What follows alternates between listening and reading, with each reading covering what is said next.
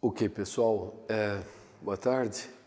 Vamos dar continuação a essa disciplina de estrutura e propriedades de vidros, uma breve revisão e complementação sobre a aula passada, que foi sobre viscosidade,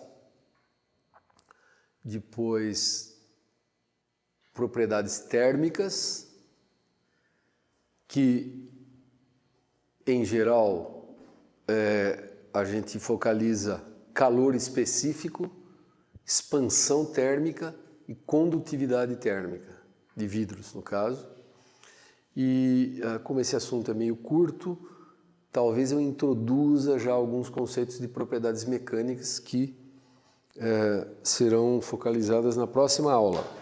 Relembrando, o que é um vidro curto e o que é um vidro longo, na terminologia nacional de tecnologia de vidro. Você vai numa empresa, eles só falam assim, vidro longo, vidro curto. Se vidro é curto, se vidro é longo, você tem que saber essas coisas.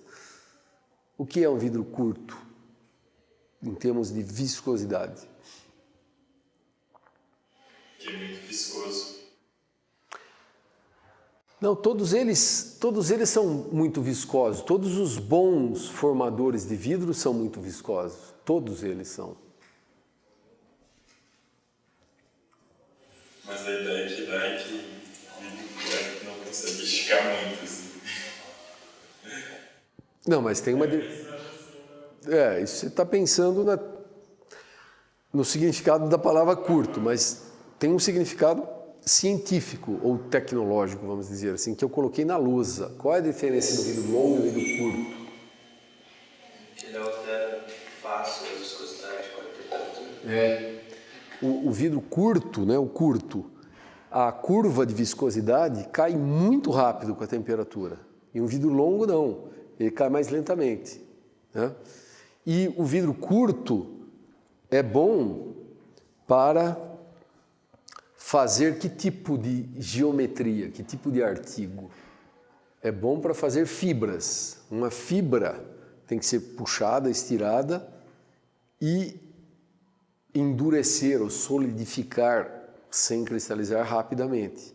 Enquanto que para fazer uma garrafa, que é uma operação mais lenta, né? Uma operação que tem que soprar, mudar de molde, soprar uma segunda vez, demanda um vidro mais longo, cuja viscosidade não caia tanto ou não aumente tanto com o decréscimo da temperatura, senão não dá para terminar de conformar. Então, dependendo do tipo de produto a ser fabricado, da geometria, é melhor usar um vidro curto e para outras geometrias um vidro longo.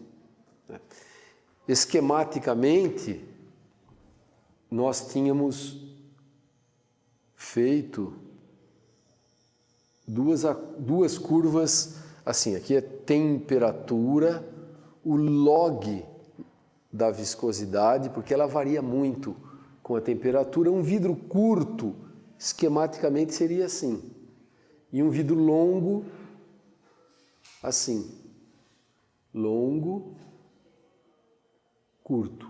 E aquela nomenclatura de forte e frágil? Forte e frágil, então... Qual é a diferença de forte e frágil?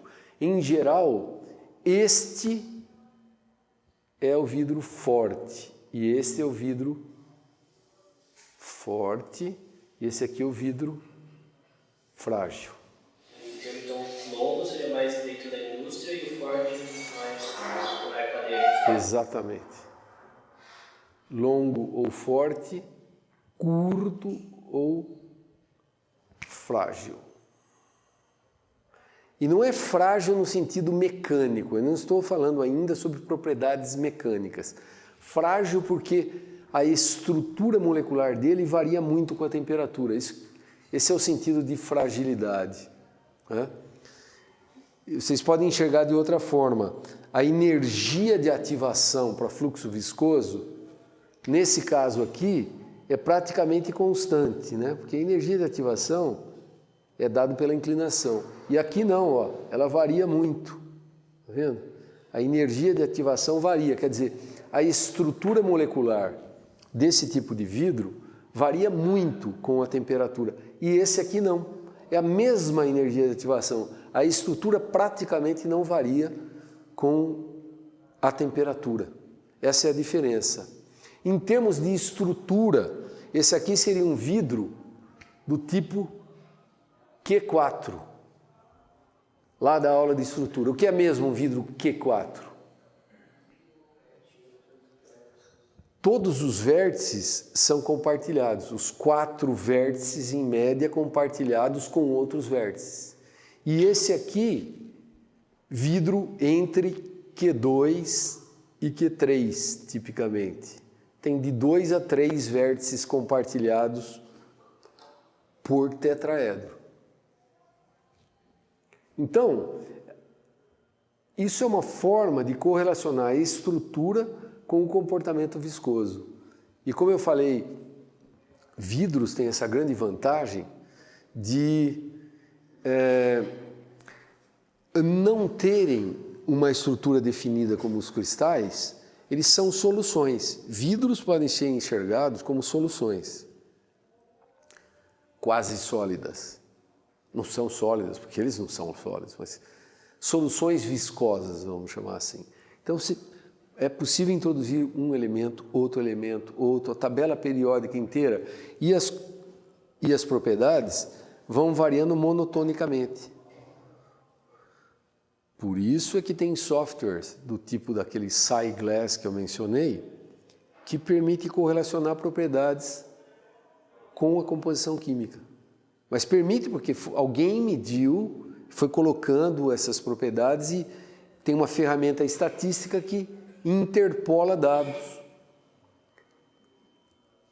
Olhando nessa base com muitas composições, interpola dados para calcular o valor de certas propriedades, mesmo quando alguém não mediu para aquela determinada composição. Mas, digamos, mediu para essa composição, mediu para essa, dá para calcular para uma composição aqui no meio, dentro de um certo erro, por interpolação.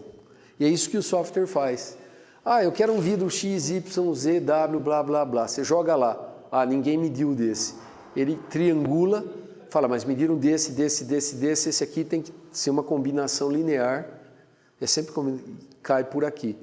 E, em geral, acerta. Dentro de um erro, porque até os valores experimentais têm erro, então o cálculo também ele reflete esses erros. Mas é muito bom. E facilita muito a análise ou previsão de propriedades em função da composição química. Facilita o design de composições químicas. Essa facilidade ou essa característica que eles têm de não variar muito a estrutura conforme se adiciona uma coisa ou outra. Vai aumentando ali, diminuindo um pouco. É monotônico, enfim, é monotônica a variação, portanto as propriedades variam monotonicamente. Quais propriedades podem ser calculadas dessa forma? Eu já falei brevemente isso, vou listar aqui. Propriedades que têm correlação direta com a estrutura. Viscosidade, eu acabei de dizer isso. Então, a viscosidade, né? Em função da temperatura. O que mais?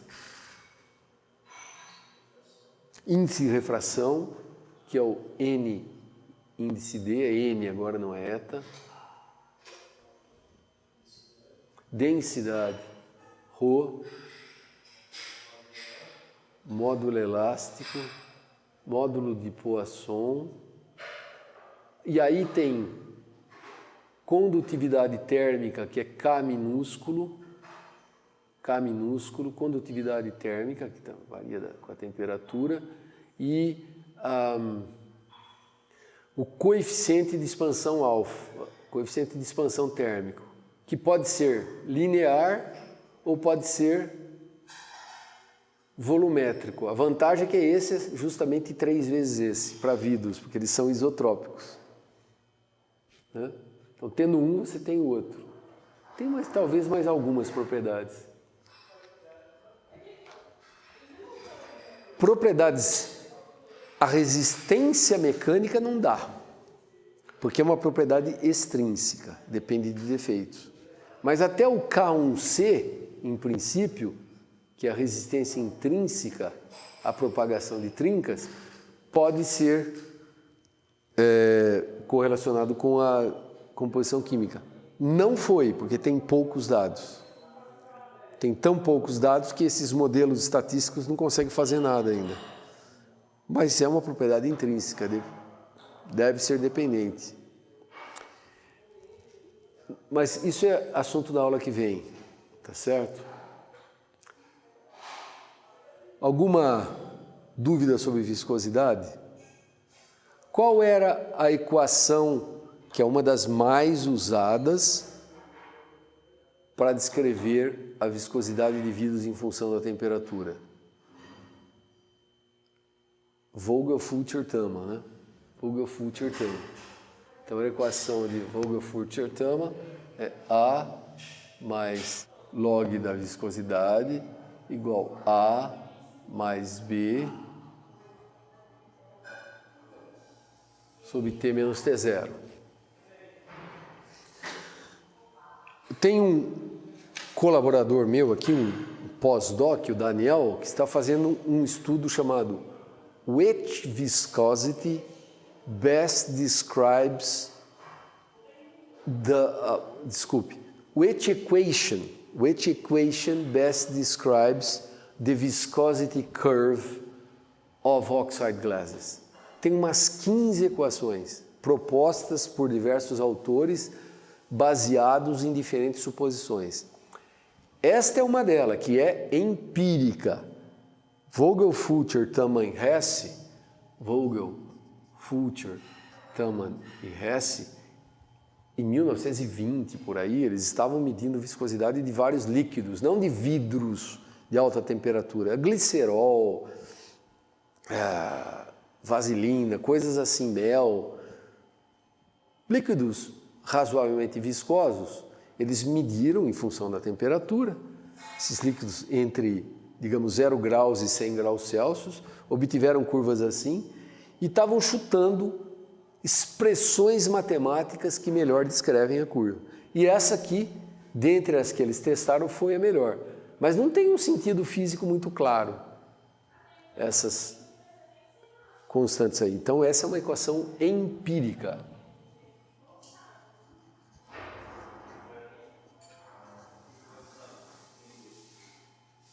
Essa equação empírica. Tem 15, eu não vou mostrar as 15 para vocês, porque não faz sentido aqui, né, num curso de uma disciplina de graduação, mas eu vou botar mais uma, que é famosa e bastante usada, só para vocês terem ideia. Vou colocar aqui na lousa, porque essa eu não memorizei ainda. É relativamente nova, tem uns 3 anos. Igual.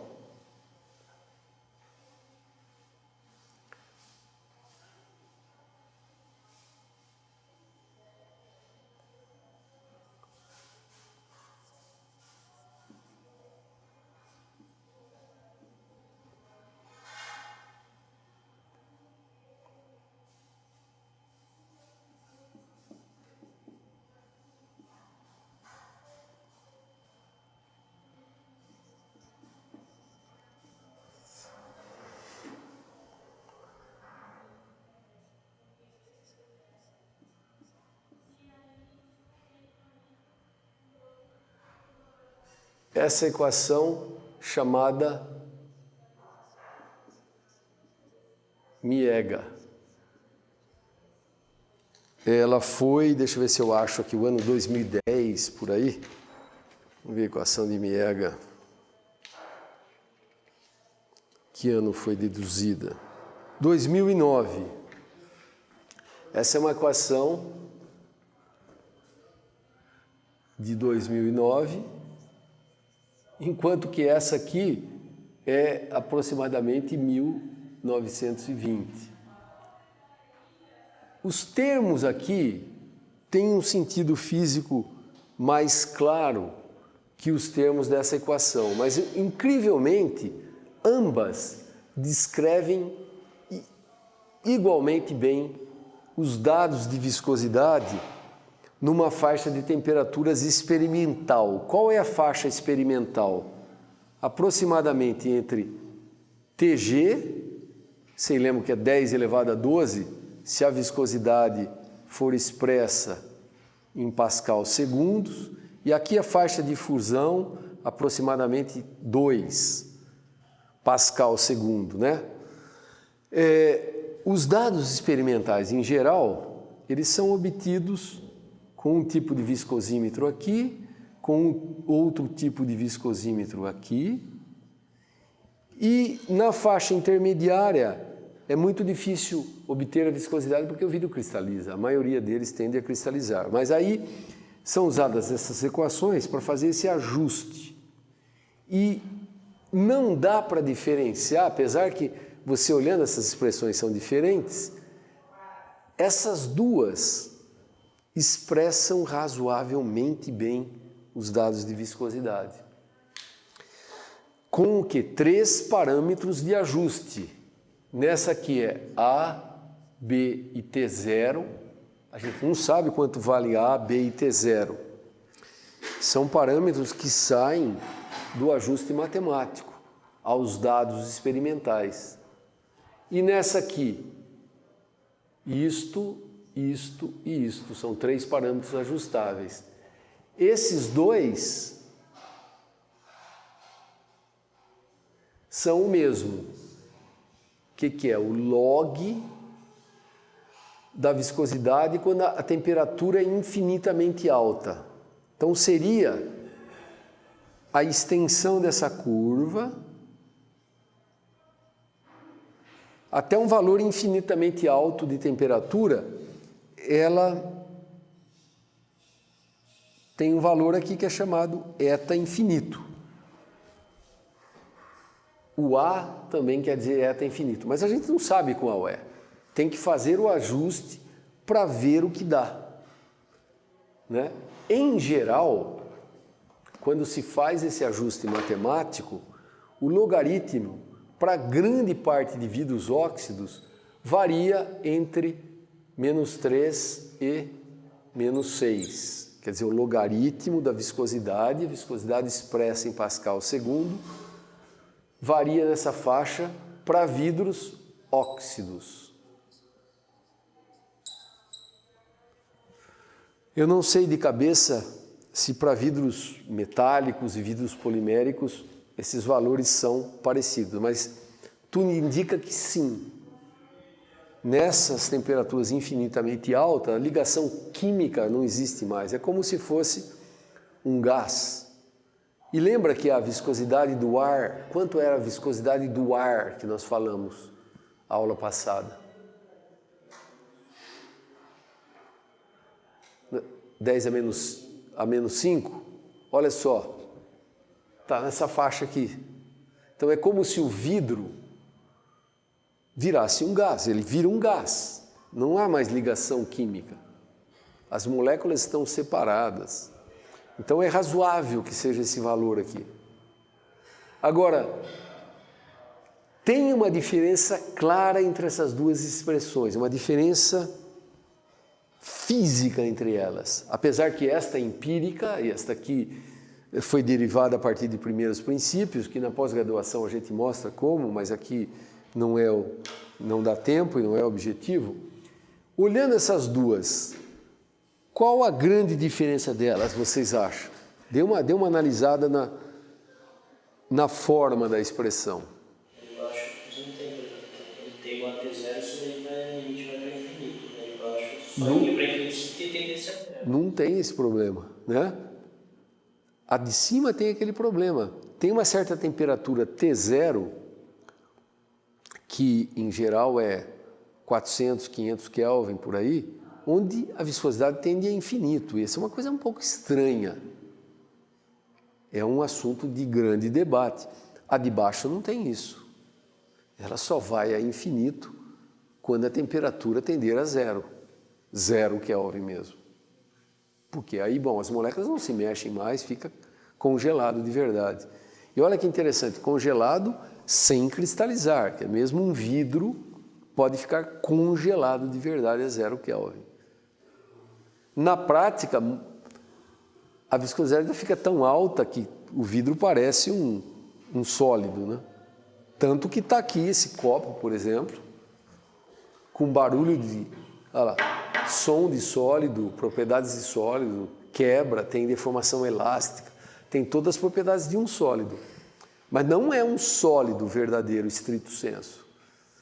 É um líquido congelado de altíssima viscosidade. Quão alta? Dá para calcular. Em temperatura ambiente, com esta não dá, porque esta aqui tende a infinito. Com esta equação, olha que legal, dá para calcular qual seria a viscosidade do vidro a temperatura ambiente. Para calcular, é necessário saber os valores de B e C. Para saber os valores de B e C, faça um ajuste em temperaturas onde a viscosidade é mensurável, e daí, tendo os valores de B e C e do log de eta infinito, substitui aqui temperatura ambiente e calcula, dá um número enorme. Tem outras equações, eu não vou colocar mais 13 equações aqui. Quem for fazer uma tese, mexer com viscosidade, vai ter que estudar todas, e para dizer a verdade, nem eu sei e acho que ninguém sabe qual é a melhor delas. Por isso que nós estamos fazendo um trabalho aí para testar, junto com o professor de estatística da USP, qual é a melhor delas. Qual é a ideia?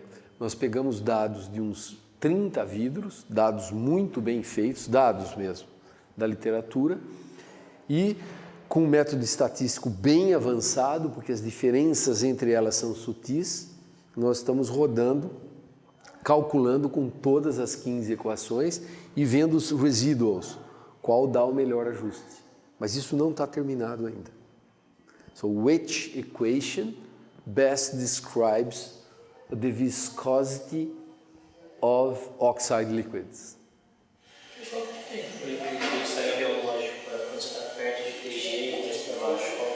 Perto de TG, tem dois métodos, né? Então a pergunta é interessante.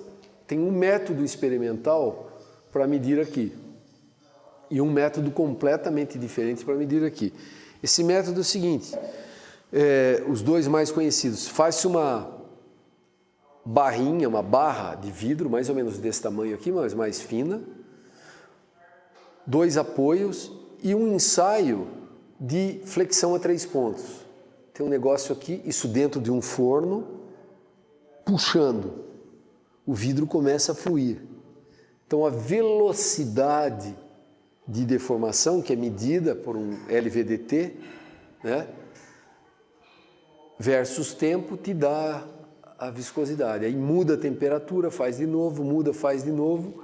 Em cada temperatura você tem um ponto desse aqui. Só que chega um ponto que a vida é tão mole que, sozinho, com peso próprio, ele deforma, então não dá para medir. E aqui em cima, quando está fluido realmente, o vidro é contido num cadinho, e aí é colocado um spindle, e esse spindle é dado um torque nele, e aí mede-se, né, a resultante para cada temperatura. Com isso tem uma equaçãozinha que permite calcular a viscosidade. São duas técnicas, tem outras também, mas essas são duas bem conhecidas. Nós temos aqui no Lavave viscosímetros.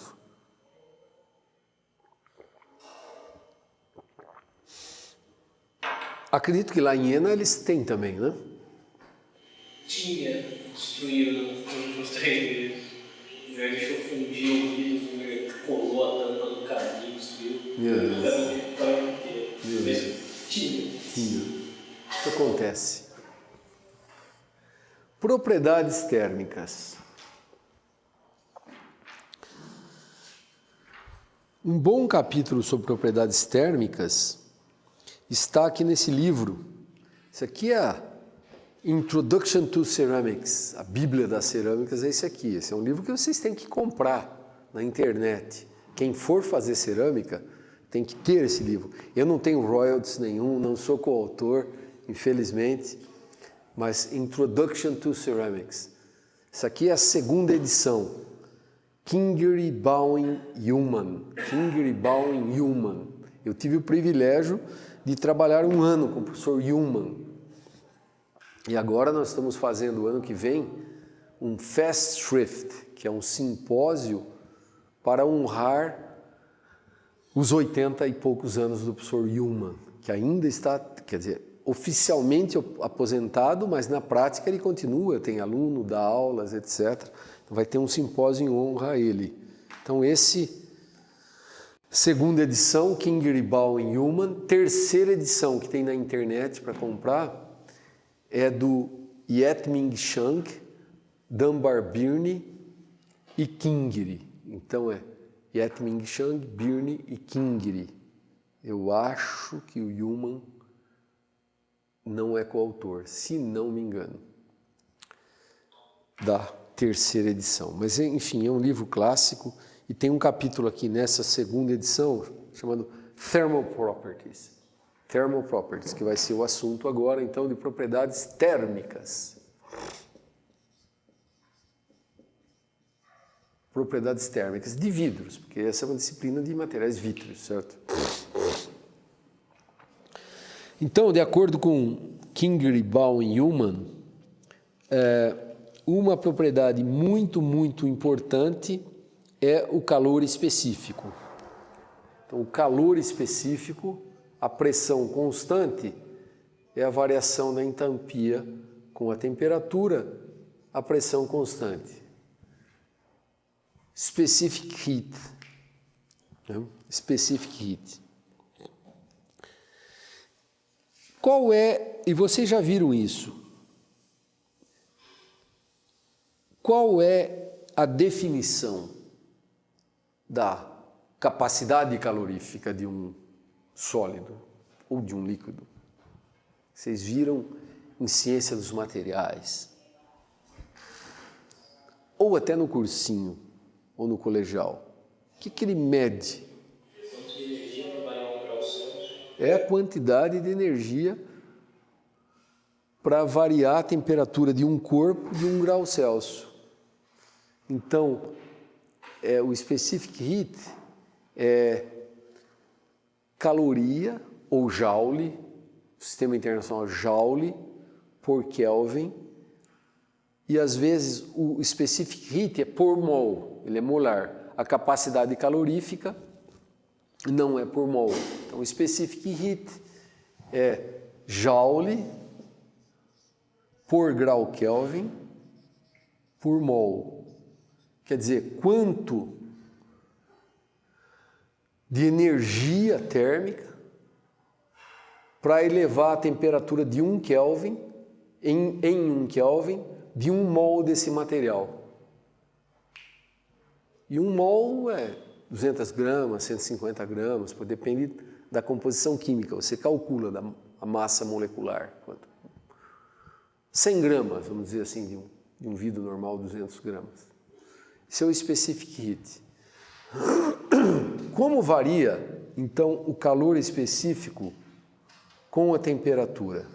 Vocês estão vendo que eu estou colocando quase todas as propriedades há muito tempo já, desde que começamos nucleação, crescimento, separação de fases, em função da temperatura, porque é uma variável bastante importante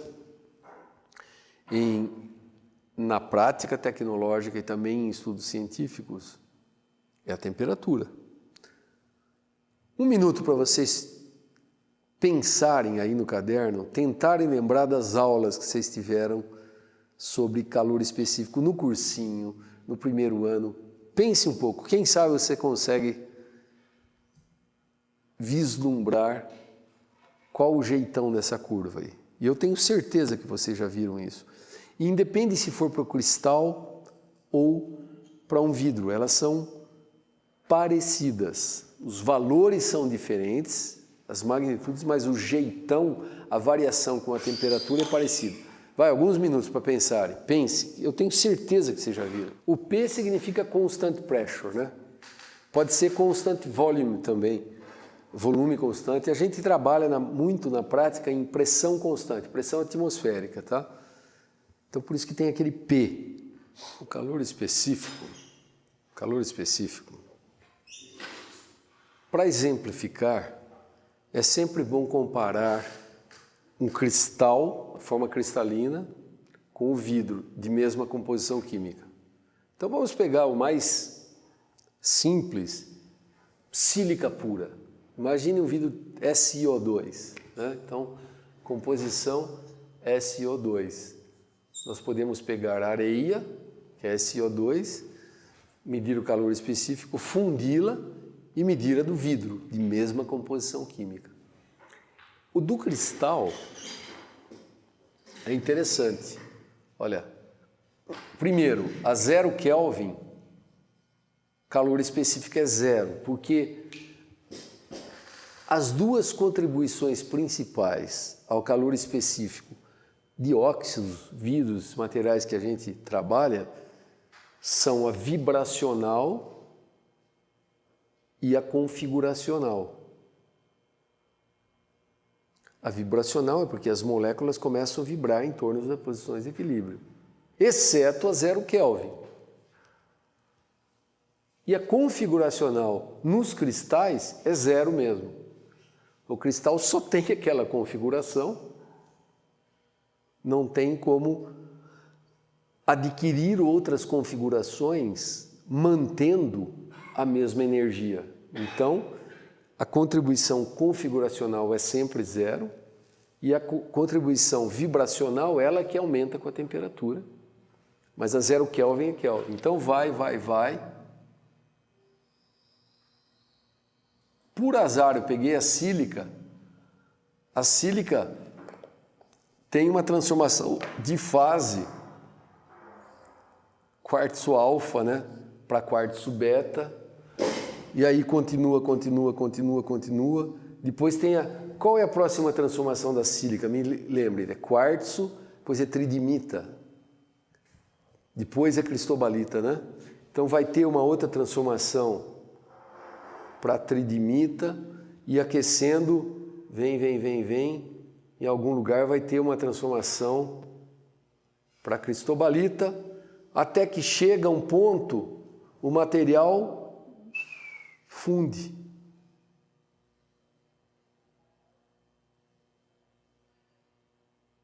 E aqui seria do líquido, isso aqui é do cristal. Então, eu vou pôr aqui quartzo alfa, esquemático, tá? Quartzo beta, tridimita, cristobalita, esquematicamente. Em equilíbrio, caso essas transformações ocorram durante o aquecimento. A gente mede o calor específico com um DSC, um Differential Scanning Calorimeter. Nós temos aqui no LAMAV. Bom, o do líquido é interessante, porque o do vidro, me desculpe, o do vidro, né? O do vidro, em 0 Kelvin, aqui em Kelvin, né? A temperatura em Kelvin, e aqui é 0 Kelvin. O do vidro a 0 Kelvin também é 0, porque só tem uma configuração lá, não tem mobilidade para adquirir outras configurações e o vibracional está congelado. Então eles saem juntos, mas logo o do vidro, além da contribuição vibracional, tem a contribuição configuracional. Diferentes arranjos estruturais são possíveis no vidro. Então, o do vidro é sempre maior que o do cristal. Isso é uma coisa que as pessoas às vezes não percebem, mas tem que ser maior que o do cristal, de mesma composição química. Não é possível comparar um vidro de uma composição qualquer com um outro cristal de uma composição qualquer, mas mantida, digamos, a parte química do calor específico. Então, o vidro sai por aqui, juntos, e vem vindo maior, não tem transformação de fase nenhuma. Chega a um certo ponto, vai ocorrer a transição vítrea, que aqui é vidro, Mas quando chega em TG, vira um líquido e dá uma coisa assim. E aí vira um líquido e aqui tem que ser exatamente esse valor. Esse valor aqui, quando o cristobalita funde, é igual a do líquido. Então aqui é o líquido verdadeiro. Aqui o líquido super resfriado e essa é a temperatura TG dessa composição. Por isso que uma técnica muito usada para medir TG é DSC, Differential Scanning Calorimetry. É a técnica mais usada. Põe um pedacinho ali de vidro, aquece, não é isso, Carlos? Você já mediu muitas vezes. Por que você detecta TG? Porque tem essa variação, nada a ver com o cristal, do vidro para o líquido super resfriado. E no resfriamento, do líquido para o vidro. E o do vidro é sempre mais alto que o do cristal.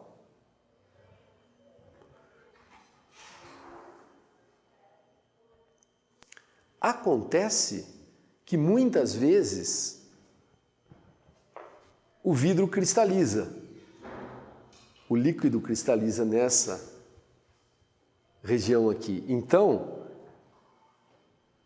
os pontos experimentais acabam ficando aqui, como na viscosidade, lembra? Tem uma região onde você mede, tem outra, mas no meio, muitas vezes não é possível medir. Você fala, mas por que o cara não mediu aí? Porque cristalizou.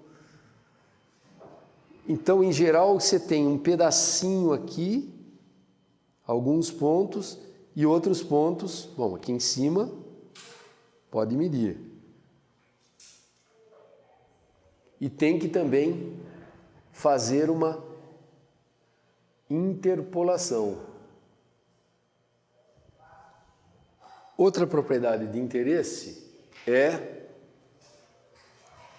a expansão térmica.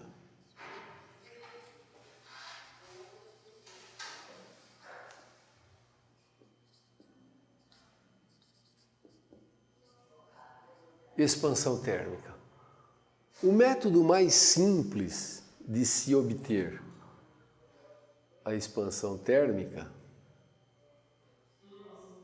é fazendo um gráfico do tipo a dimensão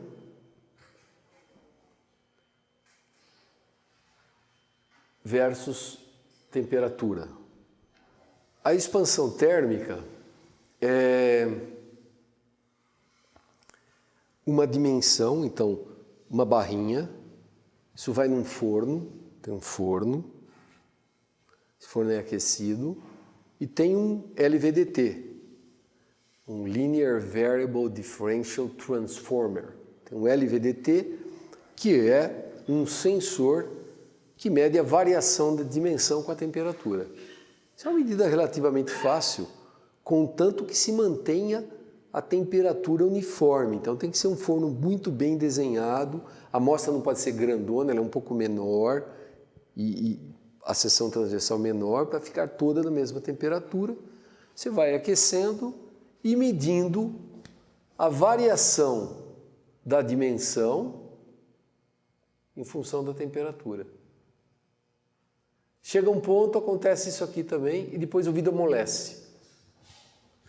Esse é um gráfico típico de expansão térmica de um vidro. Nessa altura vocês já perceberam que aproximadamente aqui é a TG. Bom, e aqui já é líquido, mas o negócio amolece lá dentro do forno, então precisa desligar, senão faz um desastre. É o que dá para medir.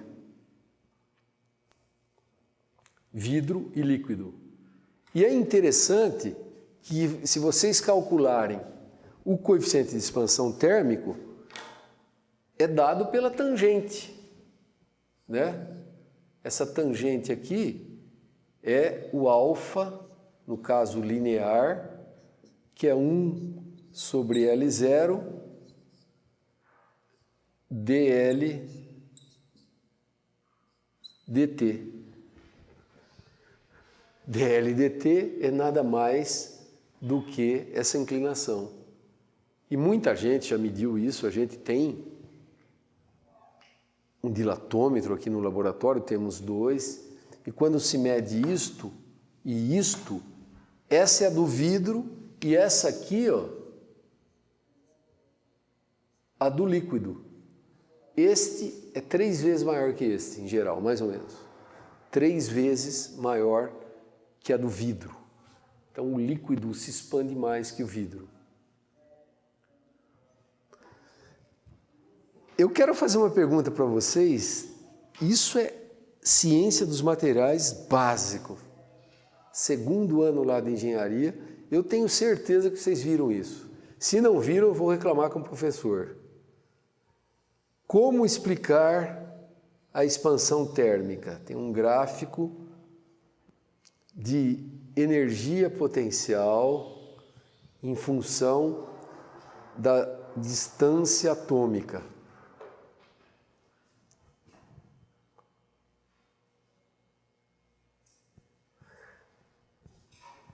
Mais 2 minutos aí. Tá lembrando, né, Eric? Eu lembro daquele gráfico que tem o poço, só lembro da explicação. Pense um pouco, eu quero que vocês forcem as suas memórias. Não adianta eu ficar dando as respostas. Vocês já viram e já estudaram. Será que lembram? Tem que lembrar.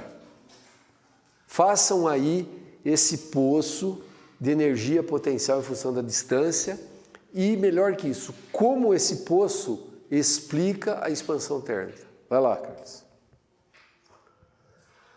Com o gráfico e tudo. O jeitão é esse, mas esse aqui explica a expansão térmica, Eduardo? Tem um detalhe que você esqueceu aqui. O jeitão é esse aí, mas tem um detalhe que você está esquecendo. Deixa eu ver o Arquimini. Então.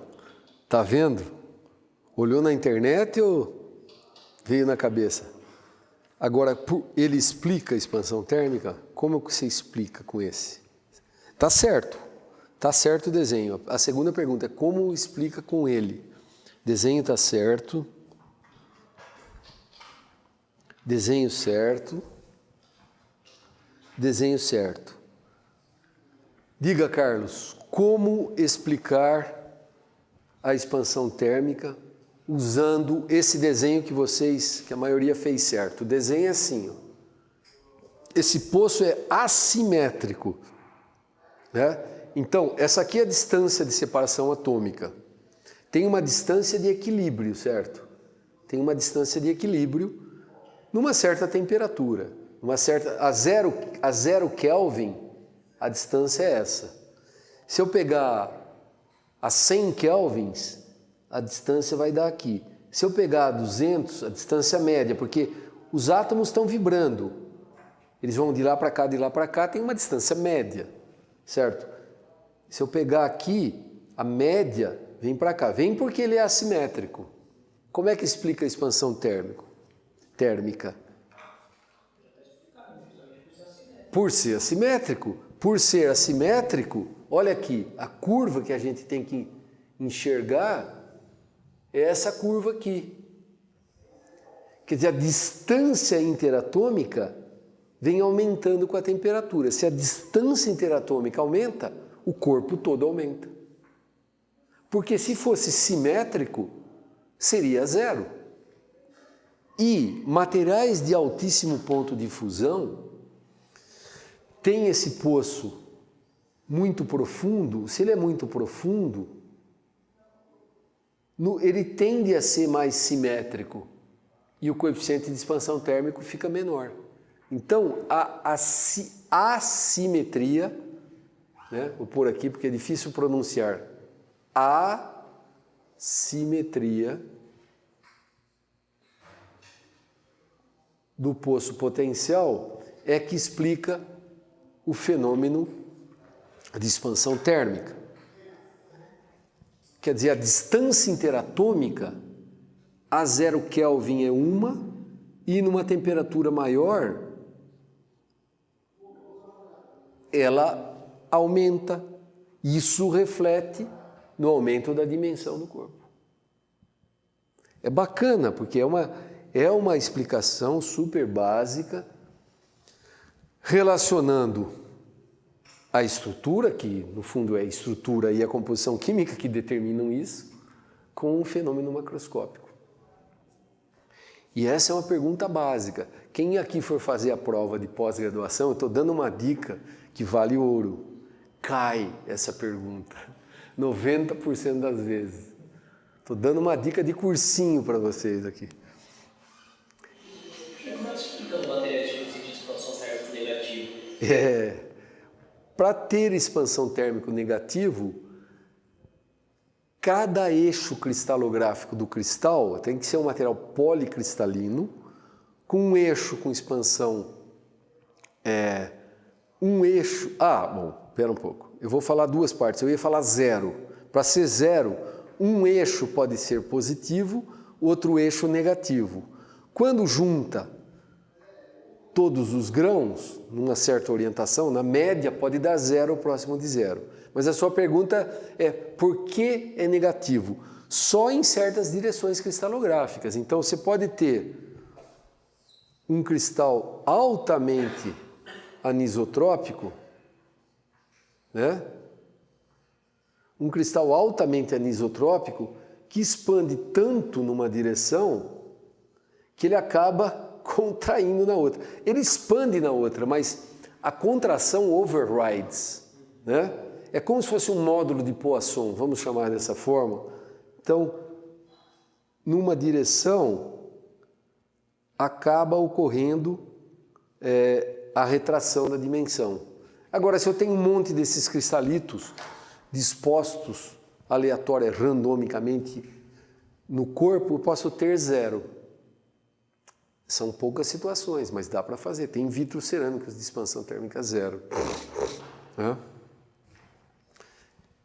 E essa, obviamente, é uma propriedade muito importante. Nós vamos ver daqui 2 aulas propriedades termomecânicas. Propriedade termomecânica mais importante é a resistência ao choque térmico. E alfa, vocês sabem que um dos parâmetros mais importantes é ter um baixo coeficiente de expansão térmica para resistir a choque térmico. E no design microestrutural, nós procuramos, então, escolher fases cristalinas que tenham baixo coeficiente de expansão térmico. Geralmente, materiais anisotrópicos, quer dizer, cristais anisotrópicos. Então, expansão térmica. Tem uma outra propriedade térmica relevante, é a condutividade térmica, que em geral é K minúsculo, viu? K minúsculo é a condutividade térmica. Condutividade térmica. Watts por Kelvin por metro é a unidade internacional. Então, caloria por segundo, Kelvin centímetro, é uma unidade alternativa, mas está certa também, porque Kelvin por segundo é equivalente, caloria por segundo é equivalente a watts. Isso é condutividade térmica. Mas eu lembrei um pouquinho de uma coisa, antes de falar da condutividade térmica, vamos colocar uns valores, uma tabelinha de valores de expansão térmica. Eu vou chutar aqui uns materiais que é importante a gente conhecer. Cristal, vai. Al2O3 e aqui o alfa linear, tá? Qual é a unidade de alfa linear? Eu estou voltando um pouquinho em expansão térmica porque lembrei de colocar uma tabela. Qual é a unidade de expansão térmica? Antes de eu vir aqui em condutividade. Oi? É Kelvin menos 1, né? Kelvin menos 1. Então, a unidade, por exemplo, é Kelvin a menos 1.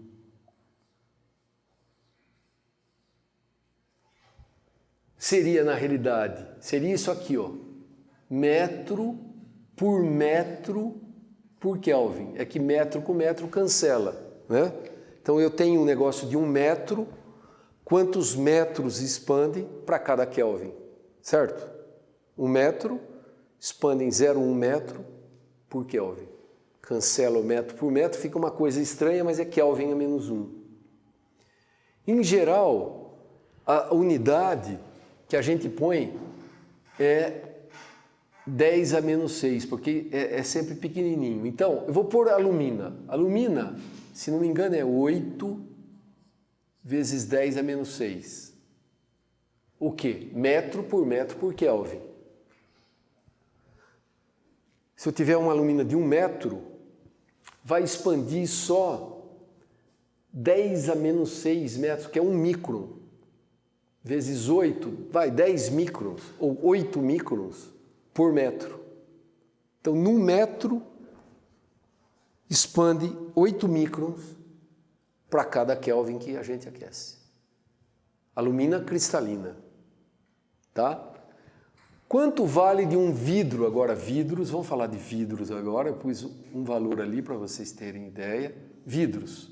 Ao vidro de janela, vai, que eu sou da Lime Silica Glass. Quanto vocês acham que vale o coeficiente de expansão térmica de um vidro de janela? Você sabe isso, Carlos?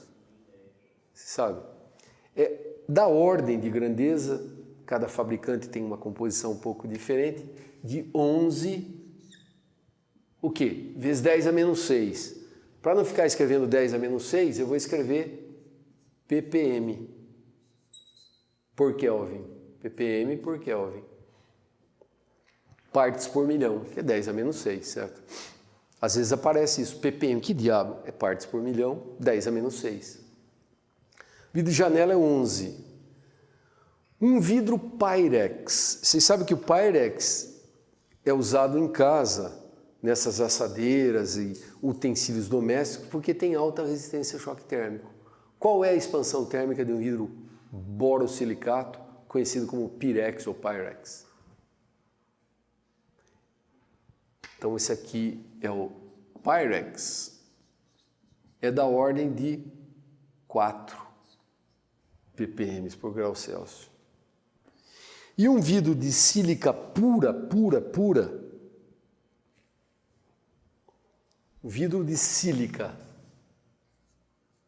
é CO2, vítreo, né?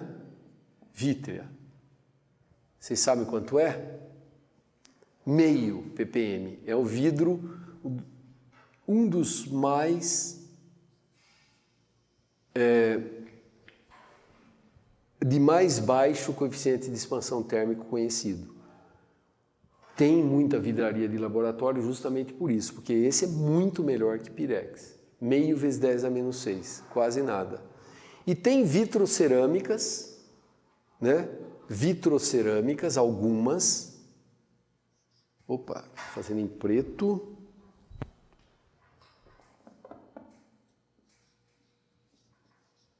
Vitrocerâmicas com coeficiente aproximadamente 0. Que justamente usa, e foi o Carlos que me lembrou com aquela pergunta, que me lembrou de fazer essa tabela, usam o princípio de ter vários cristais anisotrópicos lá dentro, sendo que na média eles dão, por exemplo, um coeficiente de expansão térmico menos 2, e aí o vidro residual é mais 2. Então, até o vidro residual, que as vitrocerâmicas, nessa altura vocês já sabem que, se formos olhar a microestrutura, ela tem cristais, né? Cristais dispersos na matriz. Se for olhar uma microestrutura,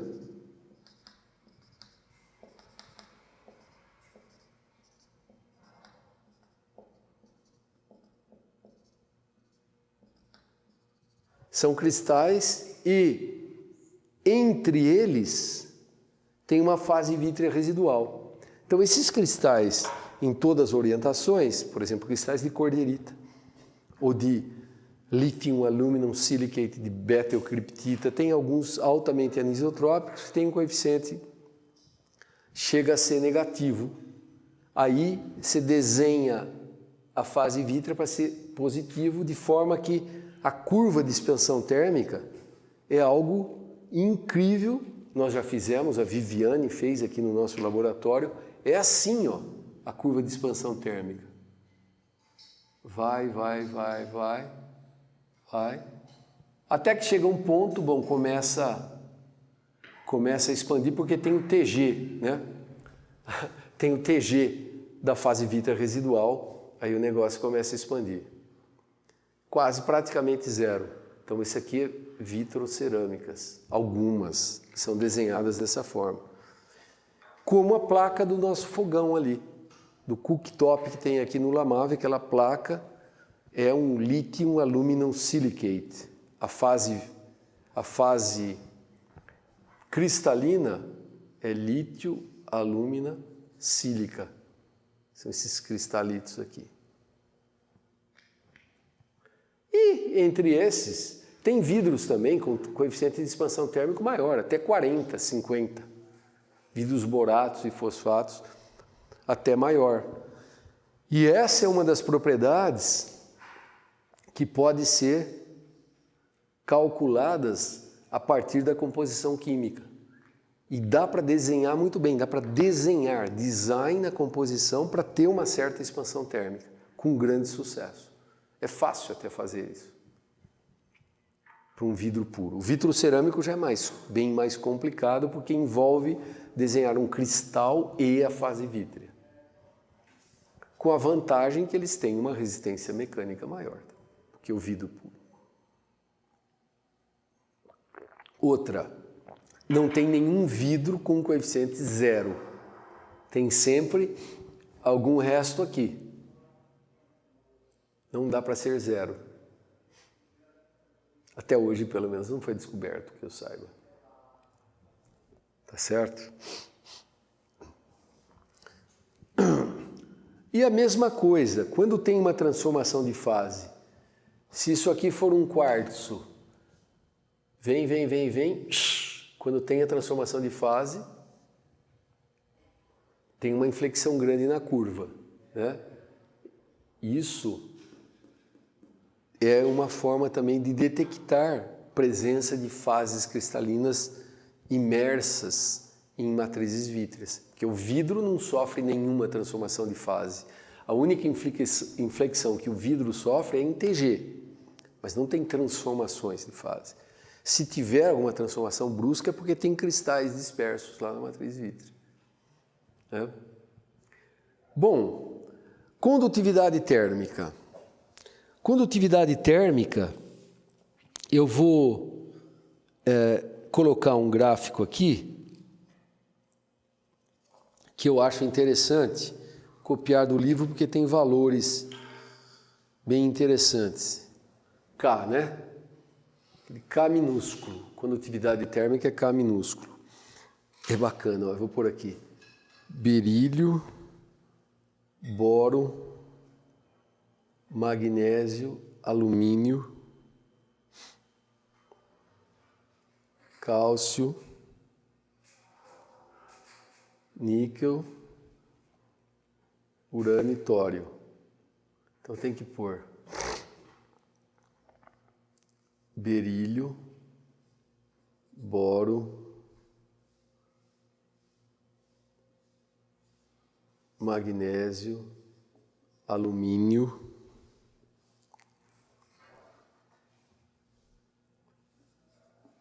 zinco, níquel, tório e urânio. Isso aqui são óxidos cristalinos, só para dar ideia. Óxidos cristalinos. Olhando essa figurinha que eu fiz aqui, e são dados experimentais, tá? São dados da literatura, variando desde 0,005, aqui embaixo, 0,005, melhorar a letra para o nosso vídeo, 0,05 até 0,20.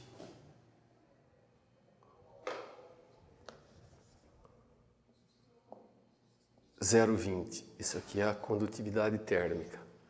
São óxidos. Então, aqui eu estou falando do óxido de berílio, óxido de boro, óxido de magnésio e assim por diante. Qual tendência? O que vocês estão notando? Claro, diminui nessa direção, mas qual é a tendência que ela está mostrando, olhando para a natureza química desses óxidos? Está aumentando muito a massa atômica, diminui a condutividade térmica, né? Urânio e tório são muito mais pesados que berílio e boro. O aumento da massa atômica leva a uma diminuição da condutividade térmica e isso, nos cristais, você não tem muito o que fazer, porque o cristal tem uma composição definida, mas a gente usa isso nos vidros, porque vale para os vidros também.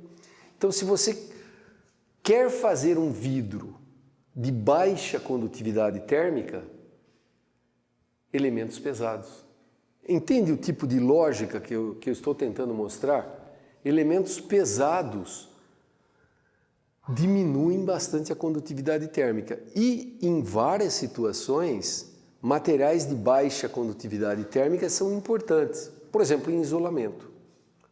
Em outras, materiais de alta condutividade térmica são importantes para dissipação de calor, de circuitos integrados, por exemplo. Então, esse tipo de informação está vindo de óxidos cristalinos, mas aplica-se, né, à formulação de materiais vítreos também. Seguem a mesma tendência. Com o diferencial que os vidros já são materiais, vamos ver se tem alguma figura de um vidro aqui, de baixa condutividade térmica. Fazer sílica fundida, então é sempre aqui K, né?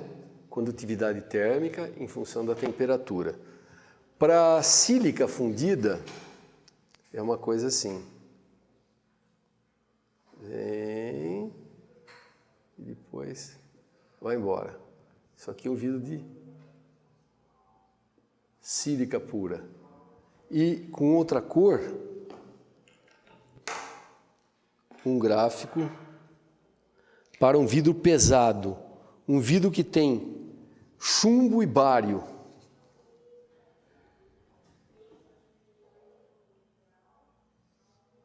Vidro que tem PbO, BaO e sílica, vidro mais pesado.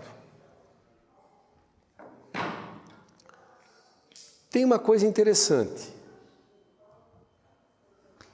A condutividade térmica, ela depende basicamente, nesses materiais óxidos, seja cristalino ou vítreo, de fônons.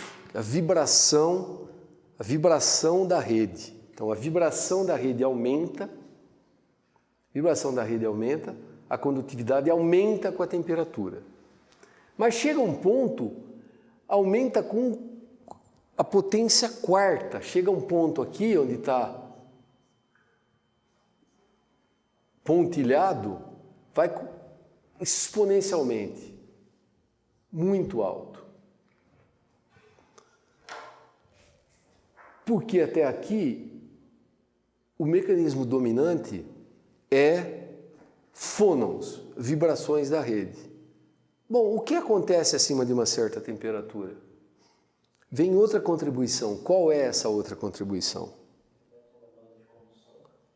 Fótons. Fótons. O material não começa a emitir luz. O material não fica vermelho. Vermelho que não dá nem para enxergar. Você já viu um vidro super quente mesmo? Não dá para enxergar sem uma proteção. Aqui é o ponto onde ele começa, quando muda, está vendo que muda a derivada, começa a emitir luz. Então é condução por fótons. E aí aumenta violentamente. Então, fótons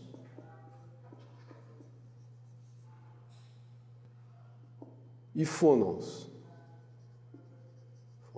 A condução por fônons é sempre bem baixa. O material fica condutor de verdade em temperaturas altas. Porque ele emite radiação, absorve a radiação, emite mais, absorve mais, é quase que autocatalítico. É por radiação, fóton é radiação. Enquanto que fônon é só vibração. Então a condutividade térmica de vidros em geral é baixa, a condutividade é baixa, até esse ponto aqui, ela é baixa. Vidros são isolantes naturais. Por quê? O caminho livre médio dos fônons é limitado pelo fato da estrutura ser desordenada. Eles não conseguem se propagar porque a estrutura é muito desordenada. Num cristal, os fônons conseguem se propagar muito mais facilmente. Então, o caminho livre médio é muito limitado. Eles começam a ser condutores de verdade quando começam a emitir radiação. Radiação visível, infravermelho, ultravioleta, todo o espectro de radiação. Emite, absorve, emite. Cada camada está emitindo, mas está absorvendo, então vai aquecendo. Vai aquecendo, a condutividade vai aumentando violentamente. Então, por sorte, é assim. Por quê? Para fundir vidro, estou pensando agora num processo industrial, num forno industrial,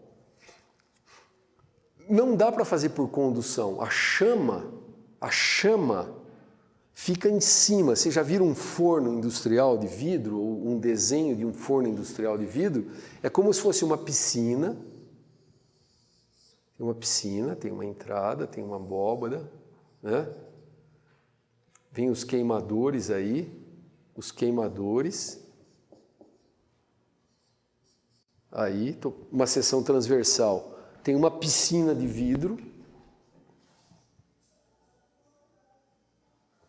E é por radiação que se aquece o vidro. E por sorte, como isso em temperaturas para vidros normais acima de 1500 graus, nós temos então uma boa condutividade térmica. Senão seria terrivelmente caro fundir um vidro, terrivelmente caro. Se tivéssemos que trabalhar numa região de baixíssima condutividade térmica, a quantidade de energia seria absurda. Por sorte, a natureza é assim. Então você tem que chegar para ficar eficiente. A regra de Polegar é a seguinte: para o processo de transferência térmica ficar eficiente, ele tem que estar vermelho, emitindo luz. Enquanto não emite luz, isso é ruim. Qual na prática é a temperatura? Acima de 1000. Antes de 1000, você olha para o vidro, parece que está frio, né? Só vai saber que está quente encostando. Ordem de grandeza, tá? 1000 é o número redondo que eu estou dando aí. E vidros pesados, por exemplo, os chamados cristais que as mães de vocês têm lá em casa, que são com alto teor de chumbo, são mais caros para fundir, porque o óxido de chumbo é caro e demandam mais energia. A condutividade deles é menor, mesmo em altas temperaturas, certo? Vai aqui. E as temperaturas de fusão também são menores. Então, vidros com muito fundente, você fala, bom, quanto menor a temperatura, melhor, claro, é melhor. Na média é menor, mas está trabalhando em regiões também de menor condutividade térmica. Então, o processo poderia ser ainda mais eficiente se bolassem algumas composições, algumas fórmulas para aumentar a condutividade térmica em baixas temperaturas. Uma forma é a forma que se conhece usando elementos leves. Vidros com elementos leves têm condutividade maior. Tem um experimento famoso, né, que os nossos alunos de iniciação científica fazem aqui. O Carlos já passou pela iniciação da iniciação científica, né, Carlos? Que é tirar um vidro quente com a mão do forno, né? Ou aquele experimento clássico que a pessoa caminha sobre brasas. Eu nunca tive coragem, né? Por isso que eu virei cientista, né? Meio quietinho no meu laboratório, no meu computadorzinho, mas tem gente, tinha colegas meus que fizeram isso. Tem aquele braseiro, quando tinha festa de São João, essas coisas, não tem mais, só tem internet hoje, WhatsApp, Netflix, o diabo, mas no meu tempo tinha festa de São João, fazia o braseiro. No fim do braseiro, os caras mais machos tinham que pisar no braseiro, mas tem uma explicação. Primeiro, quando ele é esperto, ele molha o pé e enche de cinzas frias, que são isolantes. Mas a outra é que se você realmente tiver um vidro, um material vítreo quente, a superfície imediata, ela perde calor por troca com o ambiente. Quer dizer, se pegar aqui 20 angstroms da superfície, a temperatura é igual à do ar. Tem muito mais ar do que a amostra, então o ar rouba o calor, só que imediatamente ela é reaquecida pelo calor que vem do interior, imediatamente resfriada, tem um equilíbrio ali. Mas na superfície externa, a temperatura é igual à temperatura ambiente. Qual é a superfície externa? Não sei, 5 angstroms, alguma coisa assim. Então, se você for rápido, dá para pegar uma peça de vidro quente. Você pega, ela não vai te queimar, porque ela está na temperatura ambiente. Claro que se ficar segurando, dá tempo suficiente para o calor interno aquecer. Então, é possível pegar peça de vidro quente? Eu nunca fiz o experimento. Deixo os alunos de C fazerem, tá certo?